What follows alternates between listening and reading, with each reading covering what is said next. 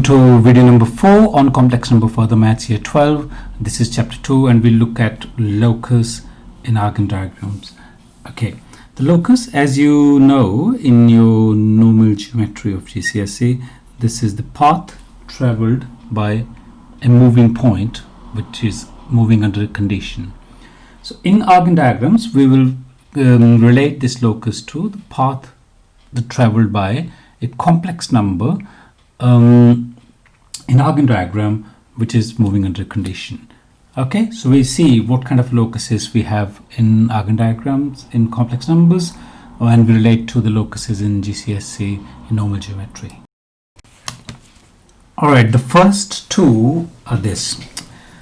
Is a locus of a complex number which moves in such a way that distance from fixed point is always constant. Okay, relate it back to the normal geometry. Distance from fixed point is always constant. It's got to be a circle. What happens that the distance from the center to any point in the circle is always constant? How do we show that? How do we show distance in complex numbers is modulus? So z take away z1 equals r. So guys, this locus represents the circle, where z1, the position of z1 is the center, okay, and r is the radius of that circle. Thank you. Move on to number 2, guys. Distance from two fixed points is always same. So remember the geometry part, two fixed point distance is always same. It's going to be perpendicular bisector. Remember we used to make construction like this, perpendicular bisector. This will be perpendicular bisector. So you can clearly see the locuses are parts of Cartesian geometry, even if we dealing with the locuses in complex numbers. How do we show that, guys? Z take away z1, the distance of from this point is equal to z take away z2, distance from this point. Really important point I'm trying to make, guys, whenever you get the questions, you have to make sure you always change them into the form of z take away the complex number. This will be take away a plus ib. This will be take away a plus ib and take away c plus id. Very important that you have to change that into z take away the complex number to be able to identify which 2 points we're talking about. Okay, this is given to you on page 28 and 29 of the textbook, and now we do some examples with this, then we come on to number 3 and number 4 later. Okay, let's do one example with number 1 and 2 now. Right, so this is a question like question 7 on exercise 2e of the book. I've just changed something, and it says sketch the locus of this. This is part 1 of that question. So guys, if you look carefully, this is a type 2. And what did I say to you? You have to first do what? You have to first write this down in the z takeaway form. So this is z takeaway. I'm going to write down this complex number in the form of a plus ib. That gives you 3 plus 0i is equal to z take away. Okay, very important. This is where the mistake happens, guys. This is 0 plus 8i. Okay, because you wanted z minus 8i when you open the bracket. So guys, the 2 points you're looking at 3, 0 and 0, 8 on the Argand diagram. So 3, 0 is here and 0, 8 is here, and the locus, you know, will be a perpendicular bisector of these points. Okay, and you've learned it in your normal first year course or GCSE even. How do you find equation of this line? I'm pretty sure you can find it. Okay, do that for me. Find the Cartesian equation of this locus. Alright guys, if I've done my calculations right, you should get this as the midpoint because it's a bisector. The gradient is this is 8 over 3. 8 over 3 is the gradient of the perpendicular line. This is negative 8 over 3. So gradient of the perpendicular line should be positive 3 over 8, right?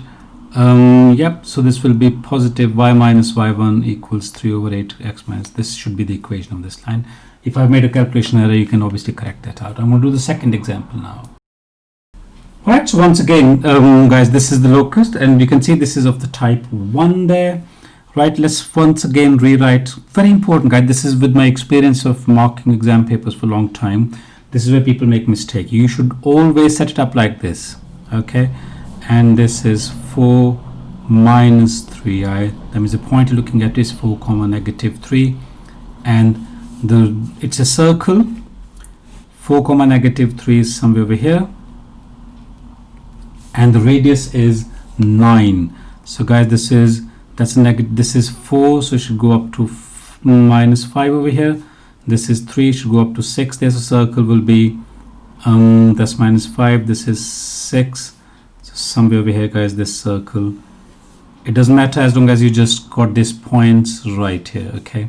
So this is it should somewhere goes up to minus 5. So somewhere over here, okay, that's a circle. It's a circle with center 4 comma negative 3, and the radius equals 9. So well done. This is the example of the first two loci. Now we're going to move on to the next two now. Right, the next locus comes out argument of a complex number which moves in a way so that its angle of its argument is always, this is locus of a complex number, I must say. It moves in a way so that its argument is always theta from the fixed point z1. Guys, so very, very important. This will be a half line. I'm going to explain to you when I do an example what does half line means, and really important with the shallow or unfilled circle. I'll explain to you with an example right now. Let's pick an example from the book. Alright, the same thing first of all. I would prefer you to write this form, which is a plus ib there. So I'm looking for a complex number which moves in a way that its argument from this point, yep, remember, is equal to pi over 3. So in this case, argument from same this point is minus 2 over 3. Let's draw these two locuses, people. So once again, the point is 2 comma minus 3 in both the cases. Let me just draw this over here. So 2 comma minus 3 will be somewhere over here. Is that right? Okay, the argument is angle in the clockwise direction when it's negative, anti-clockwise direction when it's positive. So what you need to do first of all is draw a dotted line, because we go to draw a line which is parallel to the principal axis. Pi over 3 is somewhere over here. This is pi over 3. Really important, you cannot stretch this line backwards because the angle would be different in that case. That's the meaning of half line. This is only this line, and this shallow circle, it has to be a shallow circle over here. The point is that, people, if on this line at any point this angle is pi over 3, but at the point where this line meets this horizontal line here, the angle is 0. That's not pi over 3. That's why we cannot include this angle there, this point there. Lovely. So this is for this locus. And if I want to draw the same thing over here, because the point is the same, and we want negative 2 pi over 3, so negative 2 pi over 3 will be somewhere over here. So this red line here is the locus for that complex number. This is locus for this condition, this is locus for this condition. This is the reason, people, I was trying to say this is a half line in both the cases, because this total line actually works out as two different locuses, and the point is shallow in both the cases, or unfilled in both the cases. And type 4 from here is when we have to combine a couple of locuses to generate certain points, generate things, and the inequalities. We'll come on to that in a minute.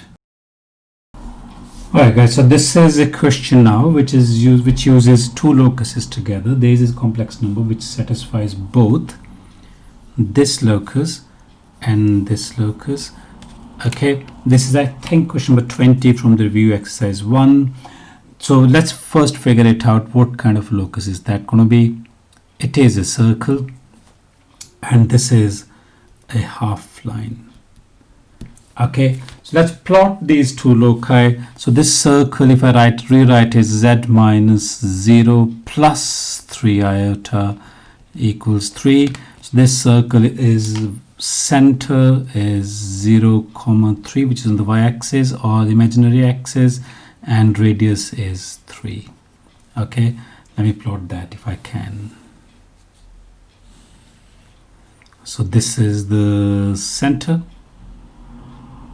Okay, 3, radius is 3 as well. Okay, so this circle is going to be something like this. Okay, that's 3, this will be up to 6 and so on. Okay, this is half line, so let's rewrite in that form as well. Z take away 0 plus 3i. Okay, so it is 3 pi over 4. So people, this one is 0, 3 is the point, which is this again. So we draw a parallel to principal axis, the real axis over there, and 3 pi by 4, it is, this is obviously that, it's a half line. So this is 3 pi by 4. So we're looking for, this is the point, that is where this Z is. So we're looking for the point of intersection of this circle and this half line.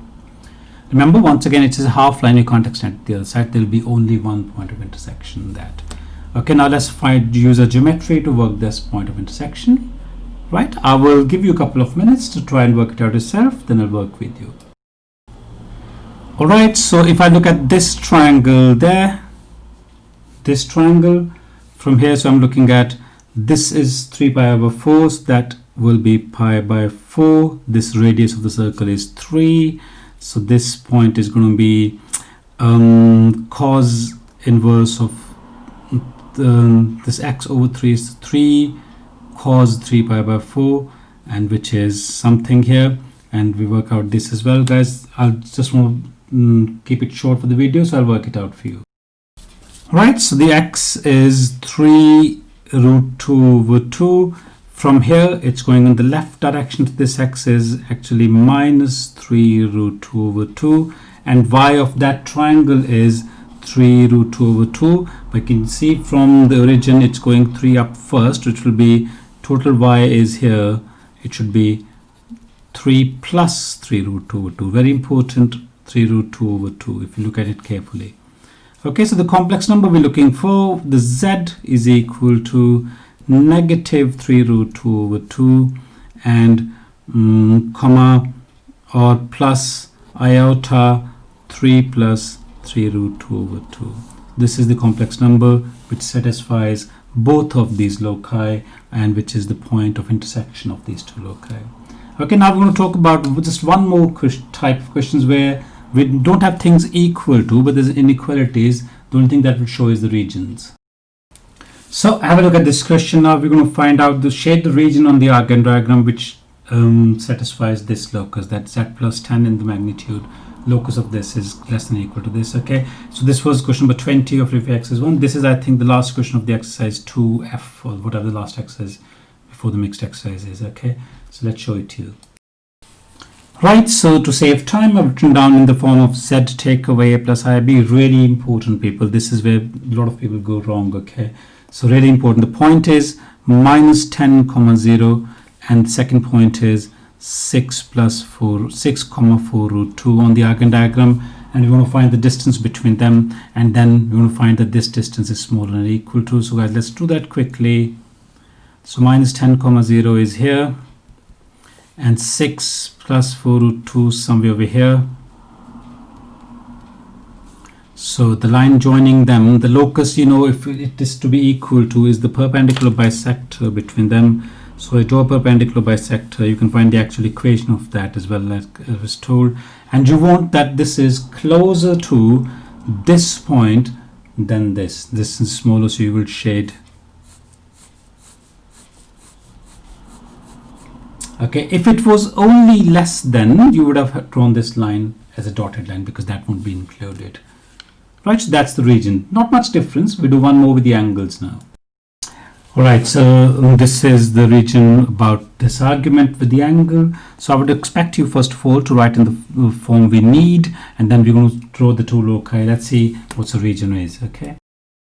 Right, so this is the point. Point in consideration is 3, negative 4, and What do we need to do? Draw a round circle in here and draw a line perpendicular to the real axis. Locus, we want it to be greater than minus pi over 4. So minus pi over 4 is in the clockwise direction. So that's this half line. This is minus pi over 4. Okay, and pi over 4 is this half line as well. But because this locuses are not equal to this, so we're going to be just making sure that these lines are dotted. And all this in between region is included, and well, right down here this line is not included and this line is not included, and moreover this line is not included as well, because this line's angle is 0 degree. The angle is not pi by 4 or minus pi by 4. Guys, so this is it. That finishes our unit on complex number year 12. So we'll do complex numbers in year 13 soon. So you practice all the questions. If there's any issue, email us and or write a comment at the bottom. We'll get back to you. Bye bye. Happy learning.